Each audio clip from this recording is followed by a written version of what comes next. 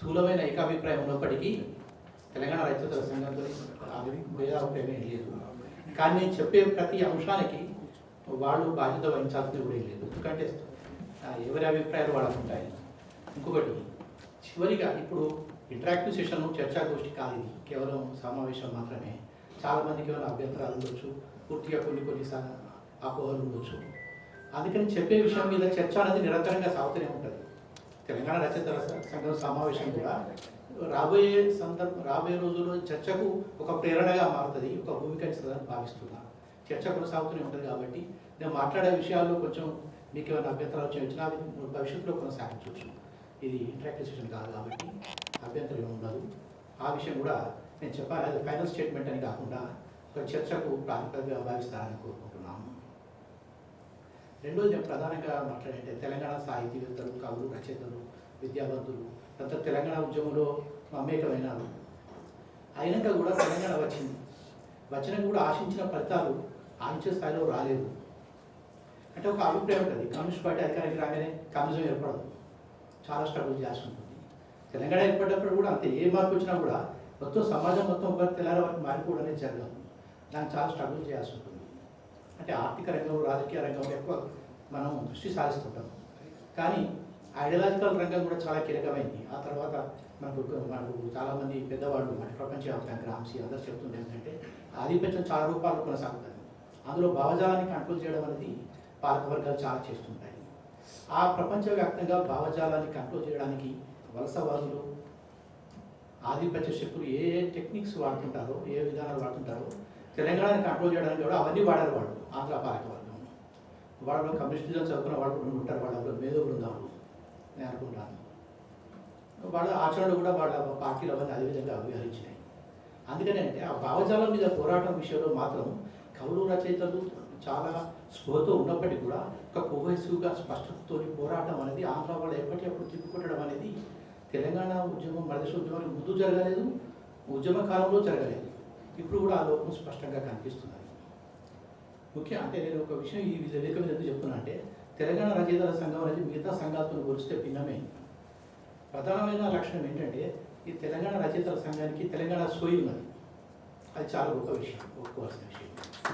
నేను చూసినాను తెలంగాణ సోయి లేకపోవడం వల్ల ఇక వాళ్ళు ఏ కార్యాచరణ చెప్పినా దానికి అనుగుణంగానే ఉంటుంది, ఆ స్పష్టత ఉండదు. ఇక తెలంగాణ ఉద్యమ సంఘాలు కూడా ఇవన్న జేఏసీ ప్రముఖుల దగ్గర కూడా నేను వెళ్ళి మాట్లాడాను. వాళ్ళు ప్రజలు ఉద్యమిస్తుంటే ఏదో ముందు నిలబడి నడుస్తున్నారు తప్ప తెలంగాణ సోయి వాళ్ళకి లేదు. చివరికి ఏ కాంగ్రెస్ పార్టీతో లేకుంటే రాజు తెలంగాణ ఎక్కడ పర్వాలేదు అనే స్థాయిలో ఉన్నవాడు కూడా తెలంగాణ ప్రముఖులను చూసినాం, ఉద్యమ సంస్థల ప్రముఖులు. చాలా ఆశ్చర్యం అనిపిస్తుంది. తెలంగాణ ఉద్యమం వచ్చిన తర్వాత ఒక ఉద్యమం అనేది సమాజంలో చాలా మార్పులు తీసుకురావాలి. ఉద్యమం ఫలితాలు తెలంగాణ ఏర్పడడం కాదు, సమాజంలో చాలా మార్పులు రావాలి, ఎంటర్టైన్మెంట్ జరగాలి, విలువలు తీసుకురావాలి.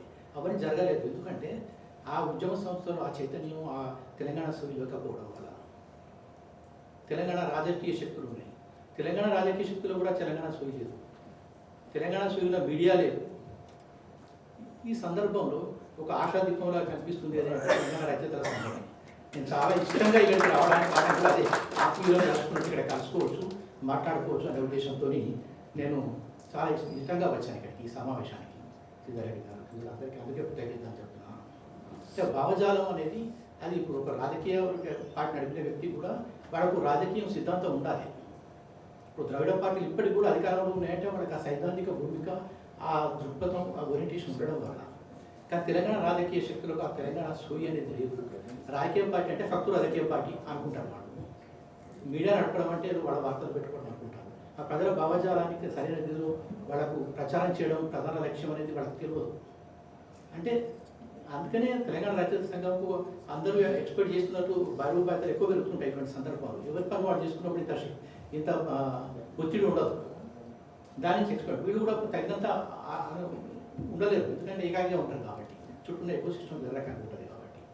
అంటే ఆ ఐడియాలజికల్ వారానికి ఆంధ్ర వాళ్ళు మొదటి నుంచి కూడా మన భావజాలాన్ని శాసించడం అనేది మొదటి నుంచి జరుగుతుంది. 1956కు ముందే ఆంధ్రాకు వ్యతిరేకంగా, ఆధిపత్యం వ్యతిరేకంగా జరిగింది, కాల్పులు జరిగిన కొంతమంది జరిపారు. అంటే తెలంగాణ ప్రజలు అప్పుడే చైతన్యాలు వహించారు. అంటే ఒక జాతి లక్షణం అనేది అట్లా ఉంటుంది, అంగీకరించారు ఆధిపత్యాన్ని, అస్తిత్వ లక్షణాన్ని కాపాడుకునే తపన ఉంటుంది. 52 ప్రాంతం ఉంది. 56 ప్రాంతంలో కూడా నాకు ఇప్పుడు సురవరం ప్రతాప్ రెడ్డి గారు ఉన్నప్పుడు కూడా ఒక సవాల్ వచ్చినప్పుడు గోల్కొండ పత్రిక ఇచ్చి నిర్మాణాత్మకంగా జవాబు ఇచ్చింది. మొదటి నుంచి అటువంటి లక్షణాలు ఉన్నాయి. అది మనకంటే ఎక్కువ మన గురించి వాళ్ళకి పెద్ద పరాయి వాళ్ళకి తెలుసు, వాళ్ళకి మన గురించి వీళ్ళు ఇట్లా వస్తారని తెలుసు. అందుకే వాళ్ళు 56 తర్వాత ప్రతి దశలోనూ వాళ్ళు మన అన్ని రంగాల్లో మన ఆధిపత్యం సాధించుకుంటూ వస్తున్నారు. మనకు వచ్చి ఆధిపత్యం కనిపించేవి ఉన్నాయి. ఇప్పుడు అసెంబ్లీ ఉంది, అప్పుడు జెంటిల్మెన్స్ అగ్రిమెంట్ చేసుకున్నారు. ఎందుకు చేసుకున్నారంటే సెంటర్ అనేది ఒకసారి డిసిషన్ తీసుకున్నాక అది మారదు. అంటే ఇండియాలో ఉన్న పరిస్థితి యూనిటరీ స్టేట్ ఎక్కువ ఫీచర్స్ ఎక్కువ ఉన్నాయి కాబట్టి, సెంట్రలైజ్డ్ సిస్టమ్ కాబట్టి వాళ్ళు తీసుకున్నప్పుడు మేము కలుపుతాం, మీరు ఏమనుకుంటారో అనుకోండి అంటారు. వాళ్ళని ఒప్పించండి అని చెప్తారు. జెంటిల్మెన్స్ అగ్రిమెంట్లో వాళ్ళు అప్పుడు నిజంగా ఆ చైతన్యం తెలుస్తుంది. అంటే మనకు వేరే ప్రాంతీయ కమిటీ ఒక అసెంబ్లీ లాగా ఉంటుంది, ముఖ్యమంత్రి ఉప ముఖ్యమంత్రి ఉంటాడు. వాళ్ళు భూములు ఉన్నా కూడా అంత సులభం కాదు, నిధులు ఇక్కడే ఖర్చు పెట్టాలి, ఉద్యోగాలు ఇక్కడ ఇవ్వాలి, చాలా తీసుకున్నారు వాళ్ళు. సరే వెంటనే ఏమైంది, అది రద్దు చేసేసి అసెంబ్లీ మొత్తం చేతులు పట్టుకుని ఆధిపత్యం చేసుకున్నారు. అసెంబ్లీ తర్వాత జరిగే ఎన్నికల్లో అసెంబ్లీ ఆమోదం తర్వాత కలపాలని కల్వాలి కమిషన్ చెప్పినాక కూడా ముందే కల్పించారు. ఎందుకంటే వాళ్ళకున్న బలం అటువంటి అక్కడ.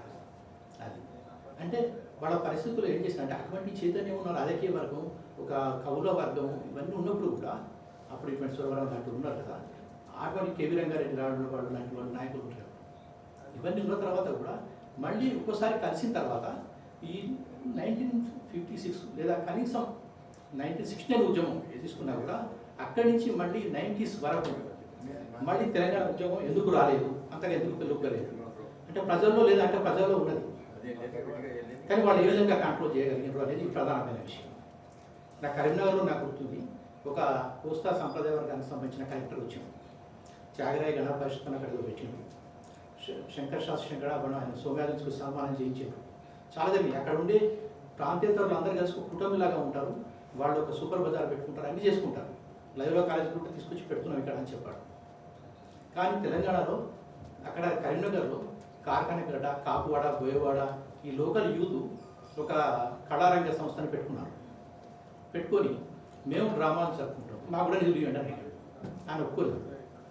అదే కొంచెం చదువుకున్న తెలంగాణ వాళ్ళందరినీ వాళ్ళ దాంట్లో ఇచ్చుకుంటారు, అంటే కంట్రోల్ చేసుకుంటారు వరకు. కానీ వీళ్ళు తెలంగాణ ప్రజలు తమ కళారంగానికి వచ్చి మేము మా పనులు చేసుకుంటాం, మేము కూడా మేము నాటకాలు జరుపుకుంటే ఒప్పుకోలేదు. వీళ్ళే పోటీగా దాన్ని సవాల్గా తీసుకొని డబ్బులు జమ చేసి రాష్ట్ర స్థాయి నాటక పోటీ జరుపుకున్నారు. జరుపుకొని అదే దానికి కలెక్టర్ని వెళ్ళి మీరు అతిథిగా రాండి అనిపించారు. నేను రాను మీద గట్టి అని చెప్పాడు ఆయన. చూడండి నిజంగానే వచ్చి వేరే అతిథిని పిలుచుకునే టైంకు మళ్ళీ ఏమనుకున్నాడో నేను అతిథిగా వస్తాననే చెప్పాను. ఆ నాటకాలు జరిపిన నిర్వాహకుడు తీసుకువెళ్ళి ఒకసారి పోలీసు వచ్చి కొట్టిండు, బాగా కొట్టిండు. ఆయన తెల్లారి పోయి వాళ్ళు నిచ్చుకుపోయి అడిగితే తాగి ఉన్నారు సాగేదో చెప్పేసి ఆయన కొన్ని ఇక్కడ కల్పించాడు. నాకు కుక్కుల భాస్కర్ మిత్రుడు పేరు, పద్మకాళ నికేతన్ సంస్థ పేరు. ఆ మధ్య కలిసినప్పుడు అడిగాను ఇట్లా కొట్టిండు కదా అంటే అప్పుడు ఆయన పోలీసుడు కొట్టినట్టే మళ్ళీ నామోషిగా ఉంటుంది. ఈ టైంలో ఆయన ఒప్పుకుంటట్లేదు. ఆయన అన్నాడు కుట్టలేదు కానీ బయటికి తీసుకుపోయి ఊరిపెట్టాలి అని చెప్పాడు. సరే ఆ విధంగా చేయడం తప్పే కదా. అంటే ఒక వైషమ్యపూరిత వాతావరణం ఆంధ్ర పాలకవర్గానికి తెలంగాణ ప్రజలకు మధ్యలో ఉన్నది, రెండు సమాజాల మధ్యలో ఉన్నది. ఒక మరాఠవాడ వాళ్ళు, నార్త్ ఇండియన్స్, తమిళన్స్ అందరూ తెలంగాణలో పాటు కూడా ఈ సెక్షన్ పాలకవర్గం సంబంధించిన వాళ్ళతో మాత్రం ఆ వాతావరణం ఘర్షణపూరిత వాతావరణం. మా అక్క బిడ్డ హైదరాబాద్లో టీచర్, అక్కడ బ్యాంకులో కూడా ఆంధ్రవాడు. నాకు పాస్బుక్ ఇవ్వండి, అకౌంట్ ఉంటేనే జీతం పడుతుంది, వారం రోజులైనా ఆమె ఇవ్వదు. ఇవే ముందే వెళ్ళి ఆంధ్రవాడు గంట సేపటి అకౌంట్ పెంచేసుకొని వచ్చింది. ఒక తోటి టీచర్కి చెప్తే ఆంధ్రాని ఈవెన్ తీసుకువెళ్ళి అకౌంట్ ఇప్పించింది. అంటే అటువంటి పరిస్థితి ఘర్షణపూరిత వాతావరణం ప్రజల మధ్య ఉన్నప్పుడు మరి ఇదే కనీసం 50s కాకుండా కనీసం 60 మూవ్మెంట్ అంత పెద్ద ఎత్తున వచ్చినాక కూడా అప్ టు 1990s వరకు కూడా ఎందుకు ఒక ఉద్యమం రాలేదు అంటే అదే వాళ్ళు ఒక వలసవాదులు సమాజాన్ని ఏ విధంగా నియంత్రిస్తారు అనే దానికి ఇదొక ఉదాహరణగా మనం తీసుకోవచ్చు. వాళ్ళు భావజాలాన్ని నియంత్రిస్తారు, ఒకవైపు అసెంబ్లీని కంట్రోల్ చేసుకున్నారు. బ్యూరోక్రసీలో అది ఇందిరాగాంధీ కమిటీ వేసింది 1975లో, ఇప్పుడు అంటే 15 ఏళ్ళ తర్వాత తెలంగాణ ఉద్యమం వచ్చిన తర్వాత 70s బే కమిటీ అని. అందులో తెలంగాణ ఐఎస్ అధికారి అంటే తమిళనాడు, ఆంధ్ర ఐఎస్ అధికారి ఆయన పేరు గుర్తు రావడం లేదు, chief secretary of condition me and my times ఒక బుక్ రాసింది. అందులో ఆ విషయాలు రాసింది. ఇందిరాగాంధీ కమిటీ ఎందుకు ఉద్యోగ సంఘాల్లో అప్పటికే శిక్షణ ఉద్యోగం ప్రసిద్ధి వచ్చింది, మళ్ళీ ఉద్యోగ సంఘాలు అసంతృప్తి ఎందుకు అని కమిటీ చేస్తే ఆ కమిటీ నివేదిక ఆశ్చర్యకరంగా ఉంటుంది. సిగరెట్ రేట్ల కానీ ఎక్కడ కానీ తెలంగాణ అధికారి ఎక్కడ ఉంటే వాళ్ళని పక్కకు పెట్టి ఆంధ్ర అధికారులను తీసుకొచ్చి పెట్టారు. వాళ్ళ కాన్ఫిడెన్షియల్ ఫైల్స్ మాయం చేశారు, వాళ్ళకు ప్రమోషన్లు ఇవ్వలేదు, ఇవన్నీ ఉన్నాయి అందులో. అంటే బ్యూరోక్రసీని ఆ విధంగా కంట్రోల్ చేసింది వాళ్ళు. Legislature bureaucracy. హైదరాబాద్ పీసీసీని రద్దు చేశారు, దాంతో ఏపీసీసీ ఉంటుంది. అంటే తెలంగాణ నాయకులకు టికెట్ ఇచ్చేది అన్నీ ఇక వాడే. ఇంకా ఏమాత్రం వెన్నెముక వెంట్రుక రాసి వెంట్రుక స్థాయిలో వెన్నెముకున్నా కూడా వాళ్ళకు తొక్కివేస్తారు వాళ్ళు. అందుకు ఒక తాబేదారు వర్గం అనేది తయారైంది తెలంగాణ రాజకీయ వర్గంలో కూడా. మనకు అనిపిస్తుంది తెలంగాణ వాళ్ళ రాజకీయాలు ఎందుకు మాట్లాడలేదు తెలంగాణ ఉద్యమం సాగుతున్నప్పుడు అనుకుంటే, టీడీపీలో ఉన్నవాళ్ళు కానీ కాంగ్రెస్లో ఉన్నవాళ్ళు కానీ ఎవరు కానీ అంటే అక్కడ మాట్లాడే అవకాశం లేదు, అస్తిత్వం ఉండదు అక్కడ. అంటే అటువంటి వర్గాన్ని తయారు చేసి అట్లా మేధో రంగంలో కూడా కౌలం రచయితలు అనేక మందిని వాళ్ళ వర్గాలను తయారు చేసుకుని ఎన్ని సంఘాలు అంటే నేను ఒకసారి లెక్క తీసాను. అంటే 10 ఏళ్ల కింద దాదాపు తెలంగాణలో ఆంధ్ర వాళ్ళు కంట్రోల్ చేస్తున్న సంఘాలు దాదాపు 400 ఉన్నాయి. అది ఒక వామపక్ష పార్టీకే 90 అనుబంధ సంఘాలు ఉన్నాయి. అది బీడీ కార్మికులు కావచ్చు, పారిశుద్ధ్య కార్మికులు కావచ్చు, ఏదైనా కావచ్చు. ఒకసారి తెలంగాణ వచ్చిన తర్వాత హైదరాబాద్ నగరాన్ని మొత్తం అందంగా చేద్దాం అని ఒక్కొక్క వాడకు ఒక ఐఎస్ అధికారి, ఐపీఎస్ గారి, చీఫ్ సెక్రటరీ కావచ్చు, డీజీపీ కావచ్చు, కూడా ఇన్ఛార్జ్గా పెట్టి ఒక మాస్టర్ ప్లాన్ తయారైంది. వెంటనే పారిశుద్ధ్య కార్మికుల సమ్మె స్టార్ట్ అయింది. మొత్తం తెలంగాణ హైదరాబాద్ మొత్తం దుర్గంధం వ్యాపించింది. వాళ్ళు సమ్మె జరిపించారు. ఆ తర్వాత సరే వీళ్ళు కూడా కంట్రోల్ చేసుకోవడానికి ప్రయత్నం చేశారు, ఏదో జరిగింది. కానీ అంటే తెలంగాణ రైతులకు తెలంగాణ ప్రభుత్వం కొన్ని రైతులు పెద్ద ఎత్తున ప్రకటించినప్పుడు అందరూ ఆశ్చర్యపోయారు, వ్యవసాయానికి ఇంత మద్దతు ఉంటుందా అనేది. వెంటనే ఖమ్మంలో దాడి జరిగింది. మొత్తం అక్కడ నేను విజువల్స్ చూసిన. అది దాడులు ప్రజలు జరిగినట్టుగా రైతులు జరిగితే ఆగ్రహంగా వచ్చినట్టుగా లేదు. అది కొంతమంది గ్రూప్ ఉండి లైట్లు అన్నిట్లా పగలు కొట్టుకుంటూ పోతున్నారు. వాళ్ళని అరెస్ట్ చేస్తే రైతులకు సంఖ్యలు అనేది ఎక్కువ ప్రచారం అయిపోతుంది. అంటే నేను ఎందుకు చెప్తున్నా అంటే ఏది ఎవరి ఈ పక్షం ఆ పక్షం కట్టంగా మొత్తంగా వాళ్ళు ఎంత ఆర్గనైజ్గా వాళ్ళు భర్తీ చేస్తారు. ఆంధ్ర వాళ్ళు మన భావజాలాన్ని శాసిస్తున్నారని చెప్తున్నారు. అదేవిధంగా ఆ 20 ఏళ్ళు దాదాపు కూడా తెలంగాణ ప్రాంతాన్ని మొత్తం కలోలితంగా మార్చింది. అంటే ఒక వలసవాది పరిపాలిస్తున్నప్పుడు అంటే ఎక్కడ ఆఫ్రికా కావచ్చు, ఎక్కడైనా సరే, పాకిస్తాన్ కావచ్చు, ఎక్కడైనా సరే, కేవలం వనరులు దోచుకుంటూ పోవడానికి పరిమితం కాదు. అక్కడ విభజించి పాలించే ఒక సిద్ధాంతాన్ని అమలు చేస్తారు భయంకరంగా. ఒక ఆఫ్రికన్ కంట్రీ అనుకోండి, టూటు ఎవరు 2 జాతులు ఉంటాయి. వీళ్ళకు ఒక ఇండక్టినేషన్ చేస్తారు. మనం ఎంగటి నుంచి మనం పరిపాలించడం, మనకు అధికారం పోయింది ఏదో చెప్తారు. వాళ్ళకి ఆయుధాలు ఉంటాయి, డబ్బు అందుతుంది, వాడు పోరాడుతుంటారు. ఇటు ఈ జాతి వాడికి వీడు మన పెత్తనం చేస్తున్నారు, మన శత్రువు వీడు అని చెప్తారు. ఈ జాతి వాడు ఆ జాతి వాడు ఈ జాతి వాడు. వీడికి ఒకటి నార్త్ అమెరికన్ కార్టెల్ డబ్బులు ఇస్తుంది, అటువైపు యూరోపియన్ కార్టెల్ డబ్బులు ఇస్తుంది. ఆయుధాలు, సిద్ధాంతం అన్నీ ఉంటాయి. ఆ పోరాడే వాళ్ళు ఏమనుకుంటారంటే మన కోసం, మన జాతి కోసం పోరాడుతున్నాం అనుకుంటాం, ఏదో అభ్యుదయ అనే సిద్ధాంతం కోసం పోరాడుతున్నాం అనుకుంటాం. కానీ వీళ్ళ పోరాటం అవతలోడి కోసం, మనది కానీ పోరాటం చేయడం అన్నట్టు. అంటే మన తెలంగాణలో కూడా మనకి కానీ పోరాటం మనతో చేయించి మన ప్రాంతంతా కలులతంగా మార్చి వాడు వనరులు దోచుకోవడం, మనం స్థాపించడం చేశాం. 90s వరకు పట్టాకుండా పిలుపుది ఉద్యమం, తెలంగాణ ఉద్యమం. ఎందుకంటే ప్రజల నుంచి ఆ ఒత్తిడి వచ్చింది.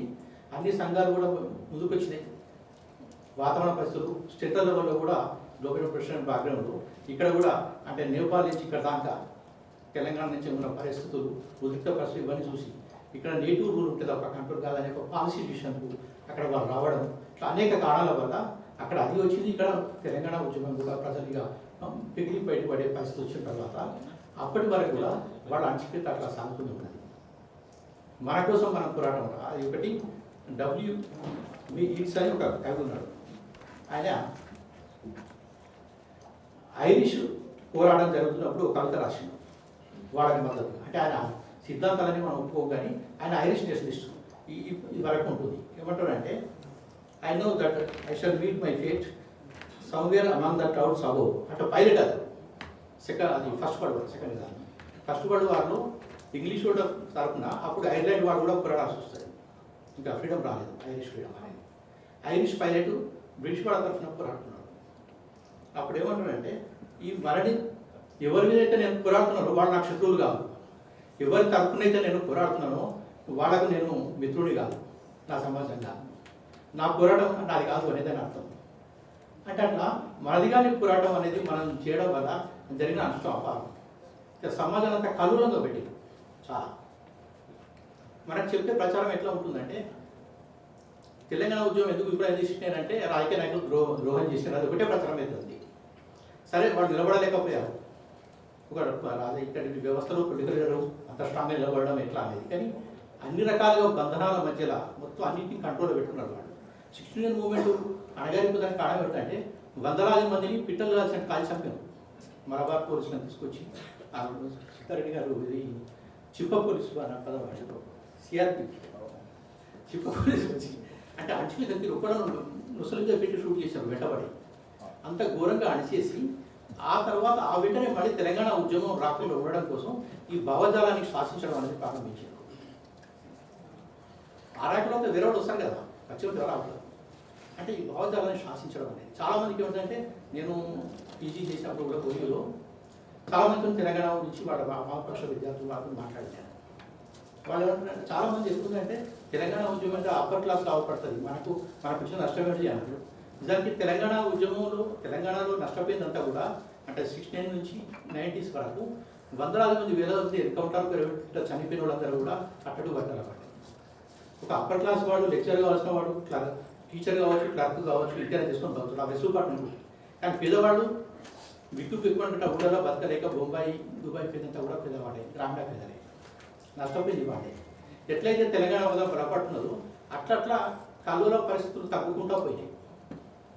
ఆ రెండింటి మధ్య ఒక విలోమ సంబంధం అనేది ఉంటుంది. అది తెలంగాణ వల్ల వస్తే కానీ మనకు ప్రొటెక్షన్ అనేది ఆ మార్పు అనేది రాలేదు.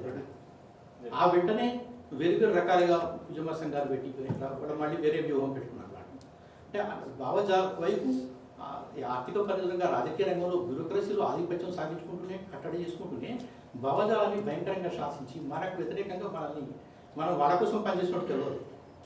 మన కోసం అనుకుంటాం, ఏదో సిద్ధాంతం కోసం అనుకుంటాం, కానీ మన ఆంధ్రవాడ కోసం పనిచేసినట్టు మనకు తెలియదు. అంటే అటువంటిగా భావజాలాన్ని వాళ్ళు సాధించుకుంటూ వచ్చింది. దాని మీద మళ్ళీ దశ ఉద్యమం పెలుగుపింది. పెలుగుగానే అప్పుడు ఇంకా మెయిన్ స్ట్రీమ్ పొలిటికల్ పార్టీస్ వస్తాయి, ఎవరో వాళ్ళు వస్తారు అనేది వాళ్ళకు అవగాహన ఉంటుంది. వెంటనే వేరే ఒక ఉద్యమ సంస్థని తెలంగాణ ఉద్యమం ప్రారంభించడం చేశారు, అంటే దీన్ని ప్రియంప్ట్ చేయడం కోసం.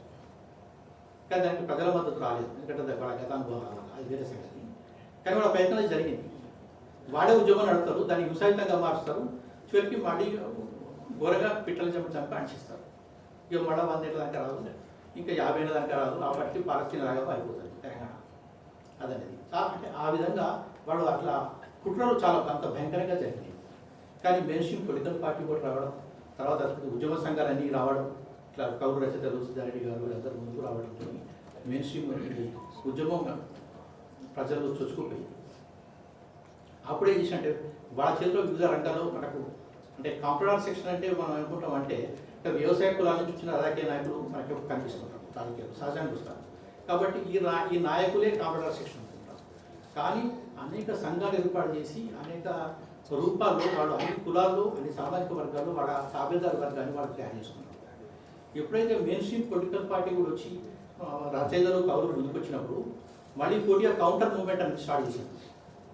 ఆ కౌంటర్ మూవ్మెంట్ నడిపేవాడు ఆంధ్ర వలసవాళ్ళ దాడి చేయరు, తెలంగాణ ఉద్యోగం రైతులు వాళ్ళే దాడి చేస్తారు. వాళ్ళ దాడి అనేది ఇవ్వాలి. నేను తెలంగాణ గురించి మాట్లాడితే నా మీద అంటారు, నువ్వు తెలంగాణ గురించి మాట్లాడుతున్నావు, కారణ సందర్భం గురించి మాట్లాడదు అని అంటారు. ఆ సందర్భంలో ఎందుకు నాకు తెలంగాణ గురించి నువ్వు మాట్లాడలేను, తెలంగాణ వాది కాబట్టి. సరే, మరి ఎంతో సందర్భంలో వివిధ హక్కుల కోసం మాట్లాడిన వాళ్ళు ఉన్నారు కదా, వాడు తెలంగాణ వ్యతిరేకంగా వ్యాసం రాశారు. మేధావు ఒక మేధావు ఉన్నాడు, ఎందుకంటే చామ్స్కి గీమ్స్కి అని మాట్లాడుతున్నాడు. ఆయన తెలంగాణ ఉద్యమంలో రమ్మంటే రాలేదు, మెదిపోయింది రమ్మని నాకు గుర్తుకొచ్చినా రాడు. అక్కడ చంద్రబాబు చెప్తే తప్ప వీడు మాట్లాడదు ఈ మేధావు. చివరికి తెలంగాణ వస్తే నిధులు సరిపోవు, నీళ్లు సరిపోవు, ఆంధ్ర తెలంగాణ మధ్యలో ఎందుకు మరి ఉద్యమం ఈ తెలంగాణ రావడం అని ఒక ఇంత వాదన తీసుకొచ్చాడు. అదే తెలంగాణ వచ్చిన తర్వాత మళ్ళీ మహబూబ్ నగర్కు నీళ్లు రావాలి అని కొత్త వాదన పట్టుకొచ్చాడు. మరి నీళ్లు సరిపోవు నువ్వే చెప్పినావు కదా, మహబూబ్ నగర్ చెప్పి ఎట్లా వస్తున్నాయి నీళ్ళు అంటే వాళ్ళ వింత వాదనతో మన భావజాలాన్ని శాసించారు. వాళ్ళు మాట్లాడుకుంటారు, ఆ లెఫ్ట్ పిల్లలు కొంతమంది పట్టుకొని చప్పట్లు కొట్టిస్తుంటారు. ఆ డ్రామా అట్లా రాస్తుంది. వాళ్ళకే మీడియాలో గౌరవంగా తక్కువ ఫోటోలు వస్తుంటే అవి వస్తున్నాయి. అంటే ఒక కౌంటర్ మూమెంట్ వాళ్ళని తీసుకొచ్చి దాడులు చేయించడం అనేది కూడా బాగా వివిధ రూపాలు జరిగింది. అయినా కూడా తెలంగాణ ప్రజలు అంటే చాలా చైతన్యంతో ఎవరిని నమ్మాలి ఎవరిని నమ్మొద్దు, దాంతో ఉద్యమం సక్సెస్ అయిందంటే నిజంగా తెలంగాణ ప్రజల చైతన్యం నిజాయితీగా తెలంగాణ ఉండడం వల్ల అది జరిగింది భావజాలం వల్ల. కానీ ఐడియాలజికల్ వార్ అనేది ఇప్పటికి కూడా వాళ్ళదే ఆధిపత్యంలో ఉంది. ఎందుకంటే తెలంగాణ వాళ్ళకు రాజకీయ శక్తుల ఆర్థిక శక్తుల మద్దతు ఉన్నది, మీడియా ఉన్నది, అని ఉన్నాయి. తెలంగాణ వస్తుంది అని తెలుసు మనకు. అక్కడ పాలసీ డిసిషన్స్ జరిగినాయి, దగ్గరికి పోతున్నాం, రాజకీయ పార్టీలన్నీ ఆమోదిస్తున్నాయి. కానీ ఆ విషయం ఇక్కడ పేపర్లో రాదు. బీజేపీ ఏమన్నది ఇప్పుడు అది ఎగ్జిక్యూటివ్ పార్టీ కమిటీ తీర్మానం చేసింది, సెంట్రల్ కమిటీ బీజేపీలో తెలంగాణ ఉద్యమానికి మద్దతు తీసుకుంటా. వెంటనే టీవీలో ఏమంటే బీజేపీ కేవలం ఏకవాక్య తీర్మానం మాత్రమే చేసింది అంటూ ప్రచారం చేసేవాడు. అంటే వాళ్ళు ఒక డాక్యుమెంట్ తయారు చేసుకుని ఆమోదించారు కదా తెలంగాణకు సంబంధించి. అంటే ఈ విషయాన్ని చేయడం వల్ల నిరాశ కొన్ని వందల మంది విద్యార్థులు ఆత్మహత్య చేసుకున్నారంటే కారణం ఏంటంటే ఈ మీడియా చేసిన ఈ భావజాల ప్రచారము, ఈ నిరాశపరచడమే కారణం. వాటిని అప్పుడు ఎన్కౌంటర్ జరపడానికి ఎట్లా కారణం, ఈ ఆత్మహత్యలు కూడా ఈ ఆంధ్ర మీడియా, ఆంధ్ర పాలకవర్గమే కారణం. అయితే ఎప్పుడు వాళ్ళకి పైసే ఉంటుంది. ఇప్పుడు తెలంగాణ ప్రభుత్వం ఏర్పడిన తర్వాత కూడా అప్పుడు వికాస్ సమితి అని పెట్టినప్పుడు సిద్ధారెడ్డి గారు వీళ్ళందరూ చెప్పారు ఎట్లుండాలి అనేది. ఆ వికాస్ సమితి కూడా విఫలమైపోయింది నాయకత్వంలో వాళ్ళ అధ్యయన సంఘం. కానీ ఐడియాలజికల్గా మాత్రం మంచి భూమికలు ఇచ్చారు వాళ్ళు సిద్ధారెడ్డి సార్ వీళ్ళందరూ కలిసి. అప్పుడే అన్నారు, మనం ప్రభుత్వం తెలంగాణ ప్రభుత్వం ఏర్పడదు ఎట్లా ఉండాలి అనేది వచ్చినప్పుడు ఇంతకుముందు చెప్పారు కదా. మనం ప్రతిపక్షంలో ఉండన్నా ఇప్పుడు విమర్శించుకుంటూ కౌలు రచయితలు అనేది ఇట్లా తెలంగాణ ప్రభుత్వం ఏర్పడ్డప్పుడు మరి అవతల వాళ్ళు దీన్ని కూరగొట్టడానికి చదువు చేస్తుంటారు, దీనికి మద్దతు ఇవ్వన్నా ఈ ప్రభుత్వం పట్ల ప్రతిపక్ష పాత్ర అనుకూలంగా మనం సపోర్ట్ చేసేది అంటే అప్పుడే సిద్ధారెడ్డి గారు చాలా గట్టిగా చక్కగా చెప్పారు. మనం ప్రభుత్వ పక్షం కాదు, ప్రతిపక్షము కాదు, మనం తెలంగాణ ప్రజల పక్షం అని చెప్పారు. తెలంగాణ ప్రభుత్వం తెలంగాణ సొయ్యితో తెలంగాణ ఎజెండా అమలుపరిస్తే మనం ప్రభుత్వం ఒక దిక్కున్నట్టు కనిపిస్తాం. అది విభేదించి దూరం జరిగినప్పుడు మనం దానికి వ్యతిరేకంగా ఉన్నట్టు కూడా కనిపిస్తాం. అది వాళ్ళ ఇష్టం, అది వాళ్ళ చేతిలో. కానీ మనం మాత్రం మన పోరాటం ఆ వైపే జరుగుతుంది. సరే, అది ఆ సంస్థ ప్రయోగం అట్లా పోయినా కూడా ఏదో. కానీ తెలంగాణలో ప్రగతిశీలులైన రచయితలు, చైతన్యవంతులైన రచయితలు వీళ్ళందరూ కూడా ఉద్యమ కాలంలో చాలా స్పృహతోని, అంటే సంఘంగా మొత్తంగా కాకుండా ఎటువంటి వ్యక్తిగత స్థాయిలో చాలా పోరాటం చేశారు. ఎందుకంటే చాలా శక్తులు ఇప్పుడు మనం తెలంగాణ గురించి మాట్లాడితే వాళ్ళ మనుషులే వచ్చి మేము ప్రగతిశీలం అని చెప్పేసి మళ్ళీ క్వశ్చన్ చేస్తారు. నువ్వు ఎందుకు మాట్లాడినామంటారు. నేను రాజీవ్ గాంధీ విగ్రహం ఎందుకు పెట్టింటే అప్పుడు ఎందుకు సపోర్ట్ ఇస్తున్నావు అన్నారు. రాజీవ్ గాంధీ విగ్రహం పెట్టొద్దు అనేదానికి నేను సపోర్టింగ్గా మాట్లాడాలి. మరి తెలంగాణను మొత్తంగా వ్యతిరేకించిన వ్యక్తి వచ్చి సపోర్టింగ్గా మాట్లాడుతున్నాడు. మరి అప్పుడెందుకు మాట్లాడాలి తెలంగాణ, ఇప్పుడెందుకు తెలంగాణ ఒక లాబీ పెట్టుబడి వర్గం డెవలప్ అవుతున్న క్రమంలో మీద ఇష్టంగా అశోకాలు ఎందుకు పెడుతున్నావు అని ఆయన అడగారు. అంటే మనం మాట్లాడినా కూడా మళ్ళీ ఎప్పుడు ప్రశ్నిస్తుంటారు. ఆంధ్ర వాళ్ళు డైరెక్ట్ ప్రశ్నించారు, తెలంగాణ వాళ్ళ తాబేదారులు వచ్చి మనం ప్రశ్నిస్తుంటారు. అంటే అటువంటి అనేక సంక్లిష్ట పరిస్థితుల మధ్యలో తెలంగాణ రచయితల సంఘం లాంటి వాళ్ళు, సిద్ధారెడ్డి వివిధ రంగాల వాళ్ళు తెలంగాణ ప్రజలకు వెళ్ళి చెప్పడం వల్ల, భావజాలాన్ని ఎంతో కొంత తిప్పి కొట్టడం వల్ల ఈ మాత్రం మార్పు అనేది మనకు సాధ్యమైంది.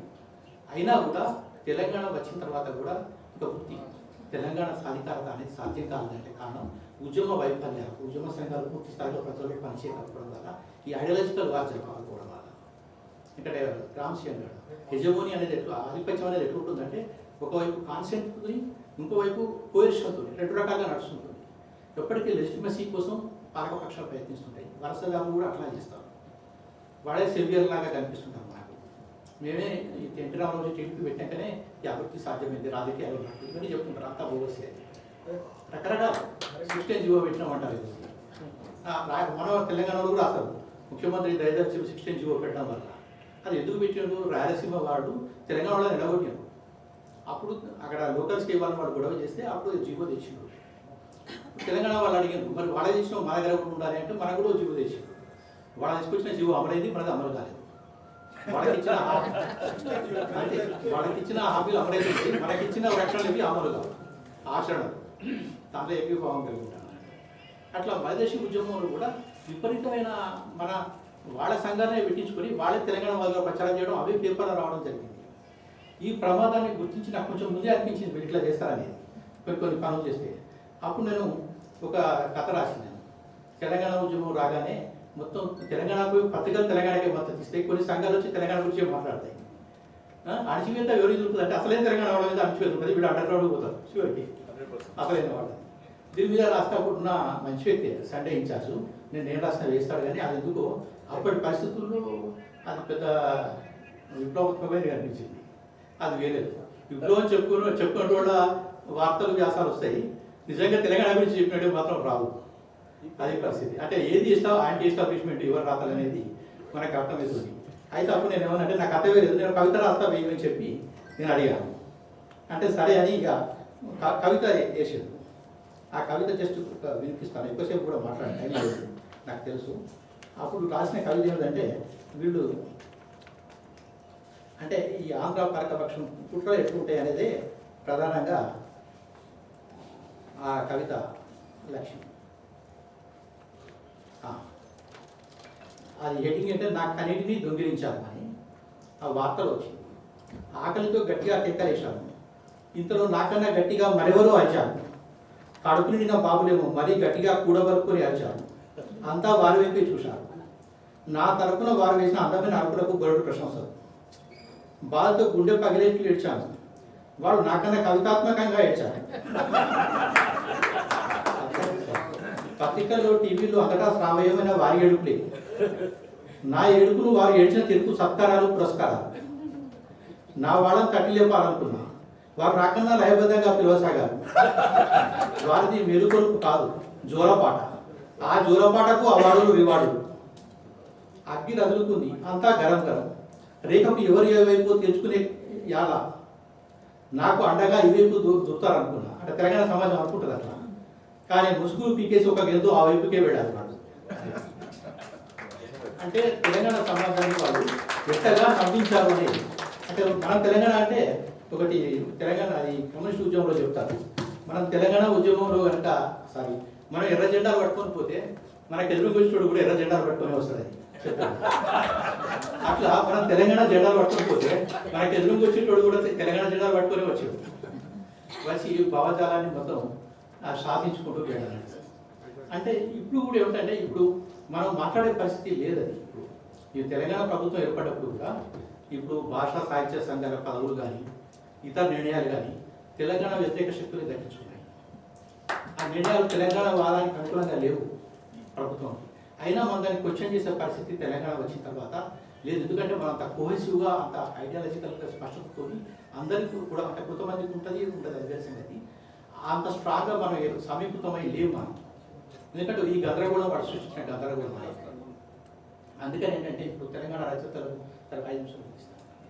తెలంగాణ రచయితలు పౌరులు అందరికీ ఏంటంటే ఇంకా ఆర్గనైజ్డ్గా, ఇంకా స్పష్టతతో అందరికీ చెప్పి ఇంకా మనం ముందుకు పోవాల్సిన ఉంది. తెలంగాణ ఉద్యమం అందించాలంటే మన సమాజంలోకి వెళ్ళి ఇంకా పనిచేయాల్సిన అవసరం బాగా ఉంది.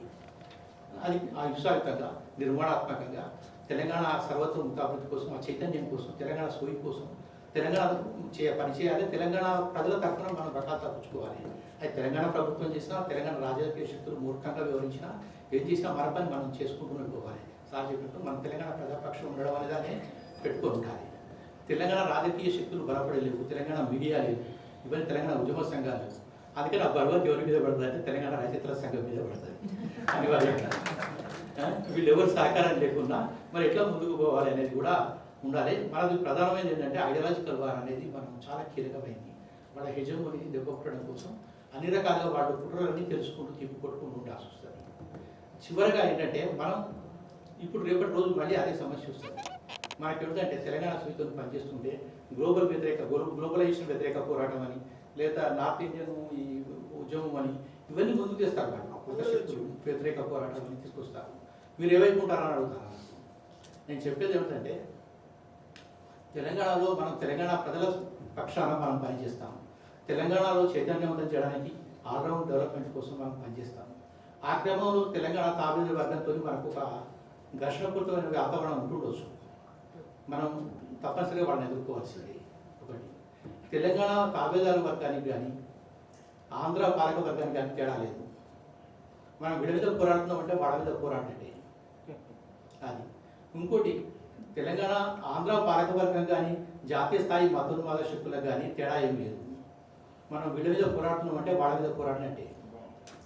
రెండింటి మధ్య తేడా ఏం లేదు. ఎందుకంటే వాళ్ళు మమేకమే ఉంటారు, పైకి అనిపిస్తారు సమైక్యవాదం ఏదో విలువలని చెప్తుంటారు, కానీ అనేక సందర్భాల్లో వాళ్ళు లాలూచి పడ్డారు మనకు అనిపిస్తుంది. ఇప్పటికి కూడా లాలూచి పడే ఉన్నారు వాళ్ళు. కాబట్టి మన పోరాటం ఆంధ్ర పాలకవర్గం మీద చేసినా, జాతీయ పక్ష చేసినట్టే. జాతీయ మతవాదుల మీద మనం చేసే పోరాటం అనివార్యంగా అది గ్లోబలైజేషన్ షిఫ్ట్లకు వ్యతిరేకంగా చేసే పోరాటమే. వీళ్ళంతా వాళ్ళ ఎజెండానే అమలు చేస్తున్నారు, వాళ్ళ వాళ్ళ రూల్ను ఫెసిలిటేట్ చేస్తున్నారు వాళ్ళు చొచ్చుకురావడానికి. కాబట్టి ఈ పోరాటం అనివార్యంగా గ్లోబలైజేషన్ వ్యతిరేక పోరాటమే అవుతుంది. కాబట్టి మనం నిర్మోహమాటంగా తెలంగాణ అస్తిత్వం కోసం, తెలంగాణ వికాసం కోసం, తెలంగాణ ప్రజల తరఫున మన ఎజెండాలు పెట్టుకొని, మన ప్రాధాన్యతలు నిర్ణయించుకొని మనం ముందుకు పోవాల్సి ఉంటుంది. మన పోరాటాన్ని పక్కదో పట్టించే వాదనలను మనం పట్టించుకోకూడదు. ఇక్కడ చంద్రుడు సూర్యుడు చూపించి వాళ్ళని ఎట్లా చేస్తారంటే పాలస్తీనాకు పోరాడతారు, ఇంకా దేని గురించో పోరాడతారు, దేశవ్యాప్తంగా జాతీయ ఉద్యమాలకు మద్దతు ఇస్తారు. తెలంగాణ విషయానికి వచ్చారు మాత్రం అన్ని గుర్తొస్తాయి వాళ్ళకి, అన్ని ప్రదేశ వ్యతిరేకమైన వాటిగా కనిపిస్తాయి వాళ్ళ.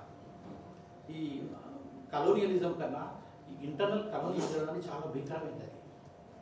ఆ ఇంటర్నల్ కలోనియల్ ఈ సెటిలర్ కలోనియలిజం అనేది ఇంకా భయంకరమైనది. మొత్తం డిస్ప్లేస్మెంట్ చేస్తుంది ప్రజలు. ఆ పరాసిన వాడు రాశాడు, ఏ జాతికైనా పుట్టిన గంటకు దూరంగా అవడం కన్నా విషాదం ఇంకొకటి ఉండదు అంటాడు పరాసిన వాడు సైకోసోషల్ జాతి. ఆ ప్రమాదం తెలంగాణకు దాదాపుగా మొదలైందని దాని నుంచి మనం ప్రజల చైతన్యం వల్ల మేధావుల కొంతమంది చూడబెట్టడం వల్ల కొంత తప్పిపోయింది. దాన్ని స్థిరీకరించుకోకపోతే ప్రమాదం అవుతుంది. అది ఏమవుతుందంటే ఈ ఇంటర్నల్ కమ్యూనిజం, ఈ సెటిల్స్ కలోనియలిజం అంటే వలసవాద సిద్ధాంతాలలో అది అవి రెండు కలిసి ఏమవుతుందంటే నేషనల్ కలోనియలిజం రూపంలో వస్తుంది. నేషనల్ కలోనియలిజం ఎట్లా ఉంటుందంటే మనం అంతా ఒకటే అనే దాంట్లో వస్తుంది.